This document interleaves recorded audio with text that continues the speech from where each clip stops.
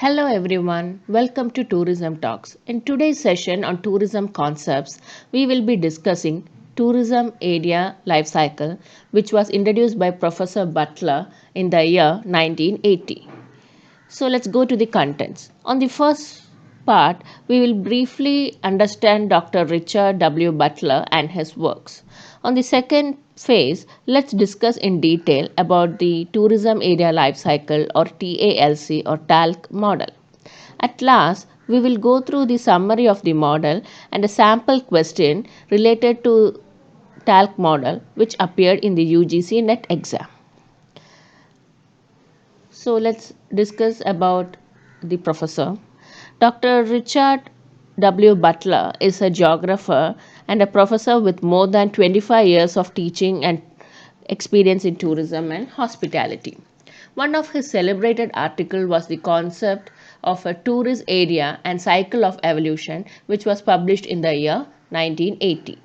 He is an author for over 16 books on tourism and hospitality, and some of his areas of research included the evolution of areas of tourist reception, development indicators, sustainable development in tourism, island tourism, health resort tourism, tourism and media, tourism and safety.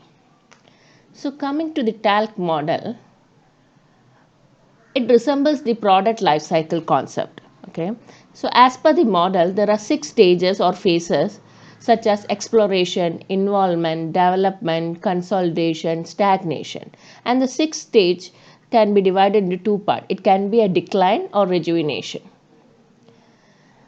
This concept is based on the number of tourists visiting the destination over the period of a year, and this will happen at different phases at different times for different types of tourism development. It is not the same for everything, but it is based on the destination or attraction itself.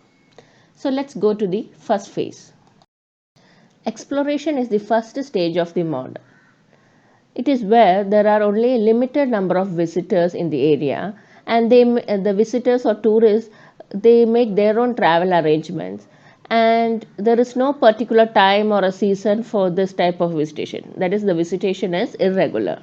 They might have attracted to the culture or scenic beauty, and in this stage local people are not involved in any form of money making tourist related activities. That is, there are no or little economic benefits from the tourists to the locals. The keywords for the exploration stages: there are less number of tourists, no economic or social significance to the local, and it is only a primary attraction with no facilities to the tourist. So this is the exploration stage.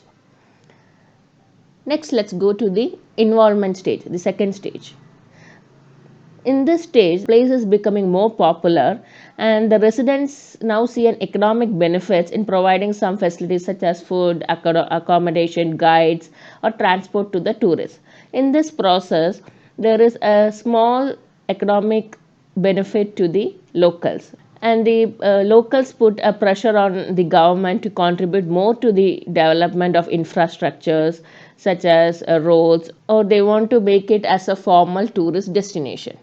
So the involvement stage, the keywords are locals are involved in tourism, and there are secondary tourism facilities developed by the government. Tourism seasons may develop, and the pressure is on the government to improve basic infrastructure such as roads, ATMs, proper public toilets, etc. So this is the involvement stage. Coming to the third stage, that is development stage. At this stage, the attraction or the destination is widely recognized, and there is a heavy advertising and promotional efforts. An attraction is becoming known, and popular investors, tourist companies seeing opportunities, more making it more commercial. Okay, so there are facilities such as big hotels, restaurants, bars, convention centers are developed. At this stage, what happens is the local residents are more likely to lose their control in the development of the area. That is, the big companies has put their stand on this area, so that locals has lost its control. Okay, so the development stage is a stage where there is high number of tourists, heavy advertised, well-defined tourism market, local controls decline, increase in external organization, local people experience physical changes to the area. So this is the development stage. Okay. And the fourth stage, which is consolidation. At this stage, the number of tourists are higher than the locals. Okay, the local economy is dominated by tourism business will push for further expansion of the attraction. Some local people, particularly those who are not involved in tourism development, will be unhappy because it impacts their social cultural environment. For example, if it is a beach tourism, the local lose the control on over the beach, it is taken by the government, and there are a lot of resorts are happening on the beach, and they buy the associated land, the beach land, so it has become a private beach property which lose control for the locals. Okay, for example, Goa, in Goa most of the beaches are occupied by private resort people, so the locals lose control over the access to those beach, which can be frustrating for the locals. So in this stage, growth slows but high in number, local economy tied to tourism, franchises and chains, opposition and discount from some local people. The fifth stage is the stagnation stage. So as the name suggests, the attraction has reached the maximum capacity and cannot grow any further. For example, the local environment is polluted, so many species are affected because of the high number of tourists. Attraction depend heavily on repeat visitation, and the large hotels had to make marketing efforts and required to keep the business going. And the last stage, after the stagnation stage, the area may face different possibilities. One can be decline and the other can be rejuvenation. It depends upon the attraction itself. The decline stage is characterized by the weekend and day trips as attraction has lost its appeal, or it can be like tourist facilities disappear and permanent residents in tourism may increase due to the availability of facilities in declining market condition. However, the decline can be rejuvenated by man-made attractions, okay, and they can take advantage of any untapped natural resources, or they can create a fest, or they can rejuvenate by the help of locals and by the help of government. Okay, this is the rejuvenation or the decline stage. So the sixth stage, it can be both. It depends upon the destination and how the locals and the governments get along with each other. So that is how the sixth stage.